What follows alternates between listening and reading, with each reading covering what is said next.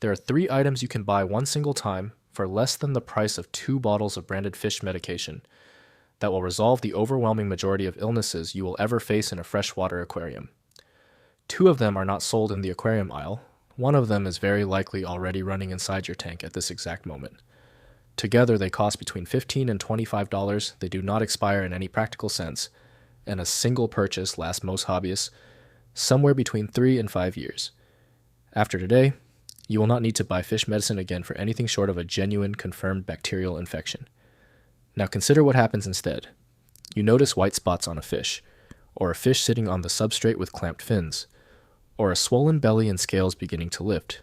You go to the pet store and you stand in front of a shelf of small cardboard boxes. Egg treatment, fungus and fin rot treatment, bacterial treatment, general cure, broad spectrum remedy. Each one costs between $10 and $20. You do not know with any certainty what you are looking at because nobody has ever taught you how to tell the difference, so you buy 2 of them. Sometimes 3. You go home $40 lighter, you dose the entire tank according to the instructions on the box, and you wait.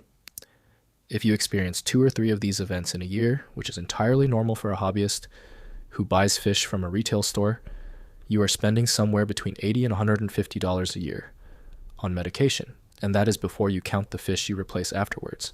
And that is before you understand what most of those bottles are actually doing to the biological system that every fish in that tank depends on to stay alive. The freshwater fish health market operates on a purchasing model that industry analysis describes as symptom-driven rather than diagnosis-driven. The customer identifies a visual symptom, not a pathogen, and buys a product whose packaging matches that symptom. Broad-spectrum formulations are deliberately positioned to be purchased on suspicion rather than on confirmation, because suspicion happens far more often than confirmation does. Multi-product treatment courses, tank-wide dosing instructions, and repeat course recommendations generate the majority of aftermarket revenue in this category. That is not a conspiracy. It is simply what happens when a product is sold to a customer who has no means of diagnosis and no incentive structure, pushing them toward one. Here's what actually happens inside your tank when you dose it. A large proportion of the products on that shelf are broad-spectrum antibiotics: erythromycin, kanamycin, nitrofurazone, sulfa compounds. These molecules do exactly what they were designed to do. They kill bacteria. What the box does not tell you in any font size is that they do not distinguish between the pathogen you are targeting and the beneficial nitrifying bacteria, primarily Nitrosomonas and Nitrospira species, that live on every surface inside your filter and convert the toxic ammonia from your fish waste into nitrite and then into far less toxic nitrate. So you dose the tank. Within 48 to 72 hours, a significant portion of your biological filter is dead. Ammonia begins to climb because there is now nothing processing it. And the fish that is now swimming in rising ammonia is the fish that is already sick, already immune suppressed, and already has damaged gill tissue. Ammonia burns gill tissue. That fish now has a chemical injury layered on top of a pathogen it was already struggling to fight. The fish dies. You conclude the disease was too advanced, or the medication was not strong enough. You go back to the store, you buy a stronger medication and a replacement fish, and the entire cycle begins again. The store profits from both ends of that transaction. Now here's the reframe that changes how you approach every illness from this point forward. The pathogens are already in your tank. Ichthyophthirius multifiliis, the organism responsible for white spot disease, is present in the overwhelming majority of established aquariums. Saprolegnia, the water mold responsible for what hobbyists call fungus, is present in essentially every body of fresh water on Earth. Aeromonas and Pseudomonas bacteria are permanent residents of your substrate and your filter. Your fish are swimming in all of them right now, and they are perfectly healthy. Fish disease is almost never a pathogen, arrival event. It is an immune suppression event. Something reduced the fish's ability to resist organisms it was already coexisting with. That something is nearly always water quality, temperature instability, transport stress, aggression, or overcrowding, which means the correct response to a sick fish is not to attack the pathogen. It is to remove the suppression and give the fish's own immune system the conditions it needs to finish the job it was already doing successfully last week. That is what these 3 items do. They do not attack disease, they restore the conditions under which the fish wins. Before I take you through them one at a time, one thing worth saying now rather than at the end. Everything in this video sits inside a much larger system, and that system is written down. The full aquarium playbook contains the diagnostic decision tree that tells you exactly which of these 3 items to reach for based on what you are looking at, along with the dosing tables and the maintenance schedule that stops most of these problems from starting at all. The link is in the description and in the top pinned comment, or you can scan the code on your screen right now. Nothing in this video is being held back from you either way, so let us get into it. The first item is sodium chloride, plain salt. Not table salt, because table salt contains iodine and anti-caking agents that have no place in an aquarium. What you want is pickling salt, canning salt, or kosher salt with no additives listed on the packet, and it costs between $2 and $4 for a kilogram from any grocery store.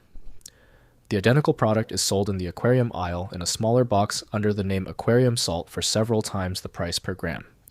It is the same compound. Salt does 3 separate things, and understanding all 3 is what allows you to use it correctly rather than superstitiously. The first is osmoregulation. A freshwater fish lives in water that is far less concentrated than its own body fluids, which means water is constantly moving into its body through the gills and skin by simple osmosis. The fish spends energy continuously, every hour of its life, pumping that excess water back out and retaining the ions it needs. That is a real and significant metabolic expense. When you raise the salt concentration of the water, you narrow that gradient. The osmotic workload drops. The energy the fish was spending on fluid balance becomes available for immune response and tissue repair. A fish with damaged gills or open wounds is losing that osmotic battle badly, and salt is the single fastest way to reduce the load on it. The second is that free-living parasite stages have no protection against it. An adult parasite embedded under the skin of a fish is shielded by the fish's own tissue. Nothing you put in the water reaches it. But the free-swimming and spore stages of protozoan parasites and water molds are naked single cells with no osmoregulatory defense at all. Raised salinity draws water out of them until they collapse. This is why salt works on external protozoa and fungal infections, and why it does absolutely nothing for anything living inside the fish. The third is nitrite. Nitrite enters fish through specialized chloride cells on the gill membrane, and once inside the bloodstream, it converts hemoglobin into methemoglobin, which cannot carry oxygen. The blood turns brown, and the fish suffocates in fully oxygenated water. Chloride ions compete with nitrite for entry at those same gill cells. Adding chloride effectively blocks the door. Aquaculture literature has documented this protective ratio for decades, and it is the reason commercial fish farms keep salt on site as standard practice.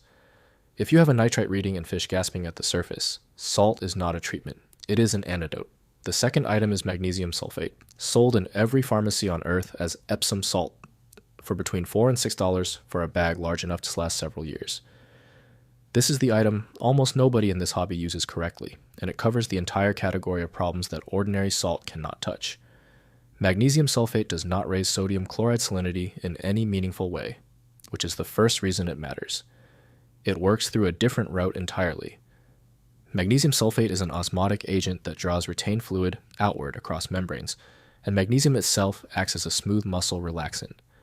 That combination addresses the internal pressure problems that hobbyists routinely and expensively misdiagnose. A fish that has stopped eating is producing stringy or no waste, is floating awkwardly or sinking, or has a distended abdomen, is very frequently constipated or impacted, not infected. Dry prepared food expands in the gut. Fish fed a diet of nothing but flakes and pellets develop blockages with real regularity. The blockage presses on the swim bladder, the fish loses buoyancy control, and the hobbyist interprets that as swim bladder disease and treats it with an antibiotic that cannot possibly help. Magnesium sulfate relaxes the gut wall and draws fluid into the digestive tract, and the blockage passes. It also draws fluid outward in the early stages of the abdominal swelling hobbyists called dropsy. Dropsy is not a disease, it is a presentation, a visible sign of fluid accumulation that usually indicates organ dysfunction, and magnesium sulfate is the only intervention available to an ordinary hobbyist that addresses the fluid retention itself rather than guessing at the cause. It is also considerably gentler than sodium chloride on the fish that tolerate salt poorly, which matters if you keep Corydoras, loaches, or other scaleless and salt-sensitive species. The third item is not a chemical at all. It is a reliable heater and an accurate thermometer, costing between $12 and $20 together, and it is very probably already sitting in your tank doing nothing more demanding than holding a steady number.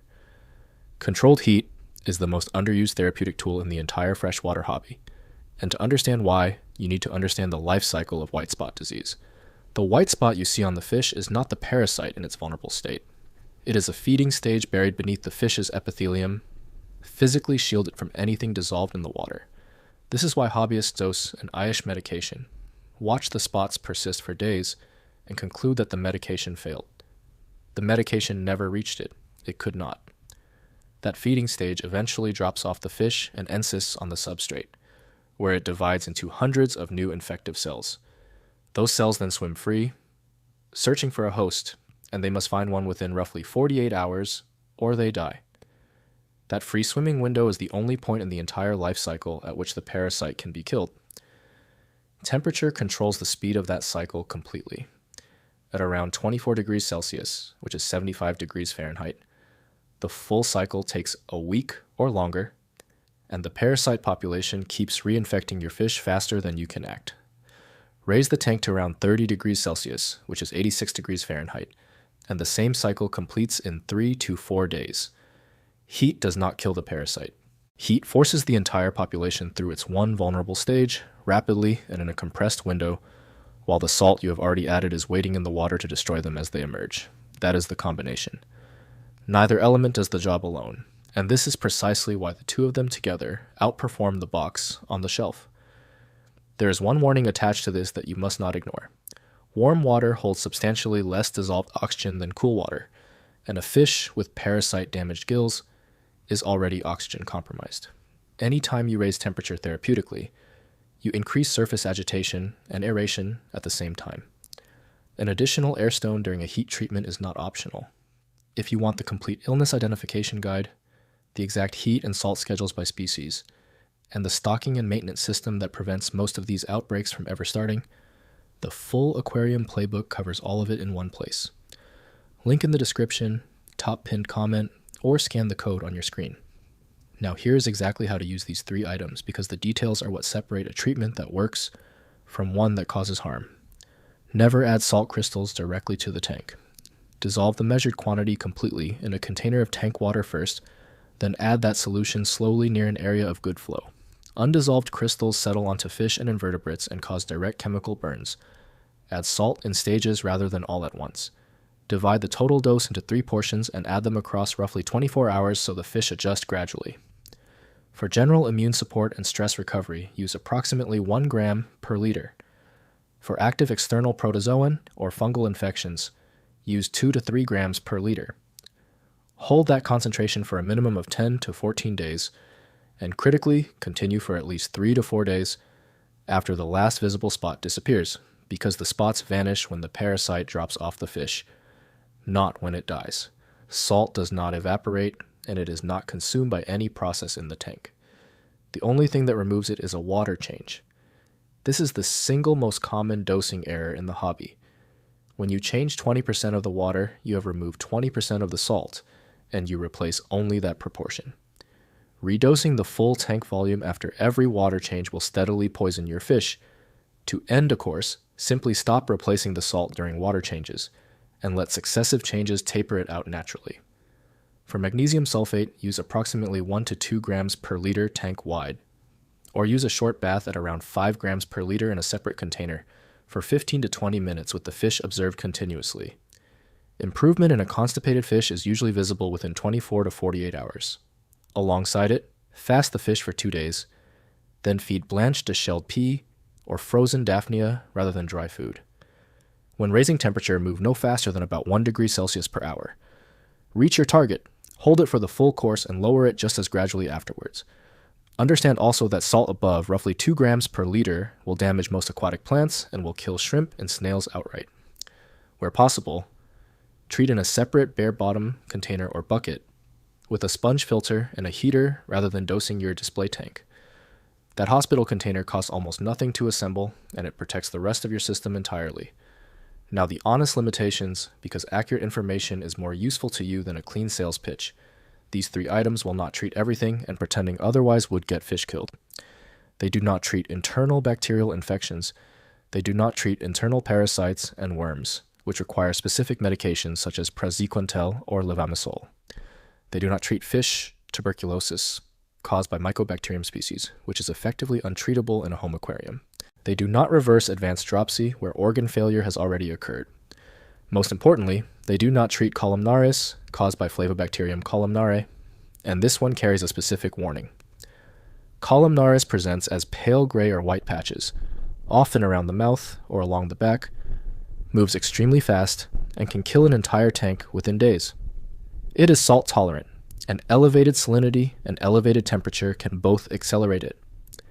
If you are looking at a rapidly spreading gray lesion, salt and heat are the wrong response, and you need a targeted antibiotic and cooler water quickly. When you do need real medication, use it properly. Identify the condition before you dose anything. Treat in a separate hospital container rather than your display tank, so your biological filter is never exposed.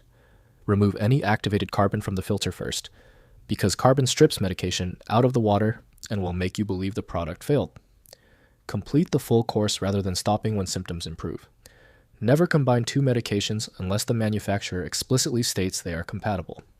And be aware that aquatic veterinarians exist and can diagnose properly, which is worth doing for valuable fish or for a recurring problem you cannot identify. If you already own a shelf of medications, none of that money is wasted. Keep them. Just move them from being your first response to being your confirmed diagnosis response. That single change alone will preserve your biological filter through most of the illnesses you will encounter. Which brings us to the mistake that collapses this entire approach, and it is the same mistake every time. Treating before testing. Almost every hobbyist who watches a fish behave abnormally reaches for a bottle before they reach for a test kit. Clamped fins, rapid gill movement, loss of appetite, hanging near the surface, sitting on the bottom, faded color. These are not diagnoses, they are the general distress presentation, and the overwhelming majority of the time it is being caused by ammonia, nitrite, a temperature swing, or a sudden parameter change from an oversized water change, not by a pathogen at all. Test ammonia, nitrite, nitrate, and temperature before you dose anything. If ammonia or nitrite is present, that is your problem, and the treatment is a water change and chloride, not an antibiotic. Correcting water quality resolves a very large share of what hobbyists spend money medicating, and the free item that outperforms all three of the ones discussed today is quarantine. Every new fish held in a separate container for 2 to 4 weeks before entering your display tank prevents the outbreak instead of treating it. A bucket, a sponge filter, and a heater. That is the entire cost of never having this problem in the first place. None of this is secret knowledge. Salt, magnesium sulfate, and controlled temperature have been standard practice in commercial food fish aquaculture for the better part of a century. In operations where a failed treatment costs a business its entire stock and where nobody has the luxury of guessing at a shelf. That knowledge never made it onto the packaging in the pet store, because the packaging in the pet store is not written to teach you anything. It is written to be purchased again. Now you have it. Everything covered in this video is one part of a much larger system, and if you want the complete aquarium playbook, the diagnostic charts, the dosing tables, the quarantine protocols, and the maintenance schedule that keeps a tank stable enough that you rarely need any of this, the link is in the description and in the top pinned comment, or you can scan the code on your screen right now. If this video saved you money or saved you a fish, give it a like and subscribe, because the next one covers the single most expensive consumable in this hobby and the permanent replacement that costs almost nothing.